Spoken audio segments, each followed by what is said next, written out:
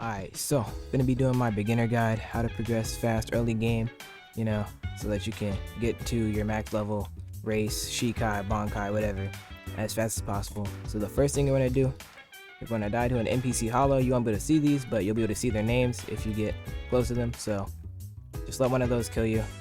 Then once they kill you, you're gonna want to use your spiritual sense. You can either go over there to get Soul Reaper, go over there to become a Quincy, or you can press G 4 times and become a hollow. And then once you do that, well, this guy's more for people who aren't hollows, but once you do that, you're finna want to come over to Keyskate's shop, which is this icon. If you're Quincy, you're gonna have to come back from Wander Witch most likely. And then what you're gonna do is you're gonna want to do clean up plastic. You're gonna do delivery quests, or you can do kill hollows if you are actually experienced with the game. It's just my method. I personally do the clean trash and delivery packages that are close to Keyskate's shop that spawn right over there at that greenhouse.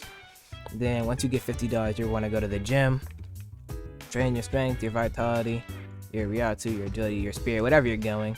Usually I go hybrid builds, so I mean not on my Fullbringer of course, because you can't get spirit skills, but yeah, you want to go strength, vitality, spirit, whatever.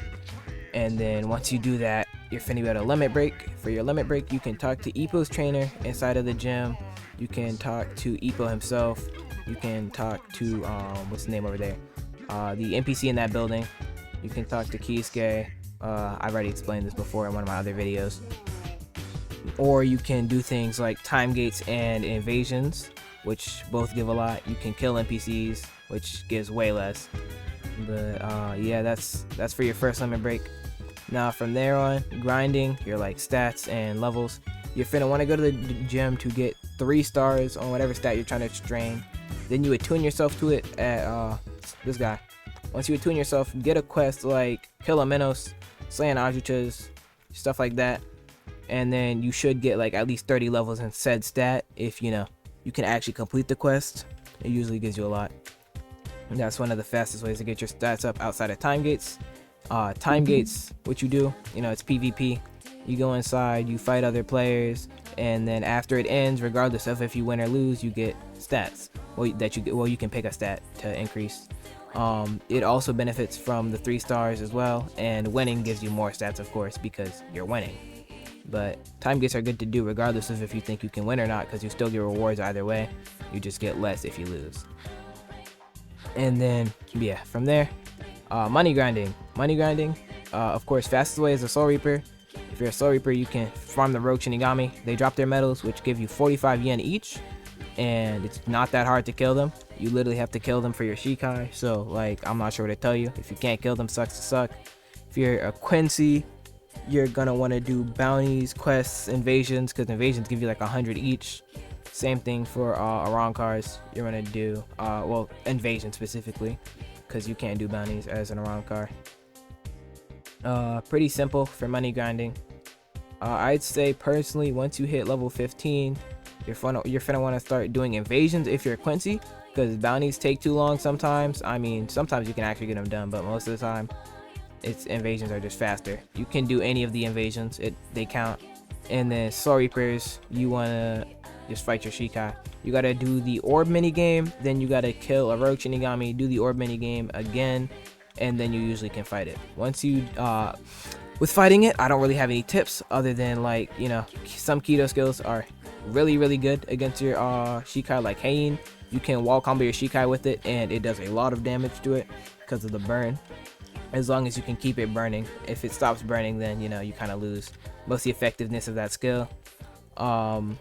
Yeah, if you're a Zaraki, if you're a Zaraki and you don't have enough Ryatsu stat to use the Zaraki clan move, your Shikai might try and use it, and it'll just put them in an animation and it won't do anything. I haven't tested this myself, but one of my friends said that it works, so I'm just gonna believe them because I was watching them fight it. I haven't tested it though. They might have patched it. I don't know. Yeah, that's how you cheese your Shikai. Around cards, you just spawn with your res, so you can just pop it by pressing G once your bar is full. I don't think, yeah, you have to fill a bar as a around card. I forgot. But yeah, that's my early game method personally. I just farm those quests, For levels, you know, I just do time gates, I do invasions, and I do the kill Minos quests. And then for stats, you know, it's mainly just the 3 stars plus Minos quest and time gates. So, and oh yeah, also if you're farming for items, do a bunch of invasions because they give you items, and then as soon as time gates spawn, immediately go do those, because you know that's the optimal way to get items, because you get a bunch from time gate. And you know, you can also get the time remnant, which gives you impure Hogoku, or godly accessory 20 product essence, which yeah, time gates has the highest drop rate. You can get it from anything, but time gate just has the highest drop rate. And then yeah, they also forgot to mention Kisuke. You can talk to him, you can fight him. Once you fight him, he'll give you 3 stars in a stat and increase it up by a lot, but you can only do it like once every 20-30 minutes, so don't waste it on a stat that you don't really care about.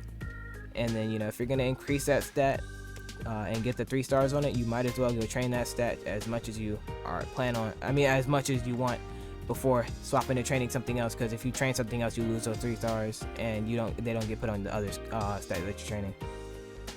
You can also do Soul Gourds. Kill a bunch of hollows, bring them to Kisuke, you get good rep with Soul Society, and then you get to pick a stat to increase along with getting money and EXP, which is pretty nice, if I do say so myself. And then finally, there's these time relics. You can what's it called? Well, there's one NPC that I'm pretty sure you can turn them into for like money and EXP, but there's an NPC that gives you a Ryatsu gem for your for 10 for 10 time relics plus 50 yen, which Ryatsu gems you can put on skills to buff your moves. If you're unsure what Ryatsu gem you got, literally just check the Trello, and then once you check the Trello, you can compare the models with the Trello, so it's not that difficult to figure out which which gem does what, or which gem you have if you're confused, because I skip the dialogue half the time, so I do not read what he tells me that it is. So yeah, anyway, simple as that. Early game in this game is really not that. Oh yeah, also, because I see some people asking about it a lot, how do you increase your potential? Increase your average of stats. So increasing your stats pretty much is how you increase your max level. It's not that difficult. Limit break, it's not that difficult to do. I explained how to do it. If it says major progression required, you have to unlock your mode. So like for Soul Reapers it's Shikai, for Quincy's it's your Shrift. And then once you do that, it'll let you limit break to C rank if you're on D rank. But yeah,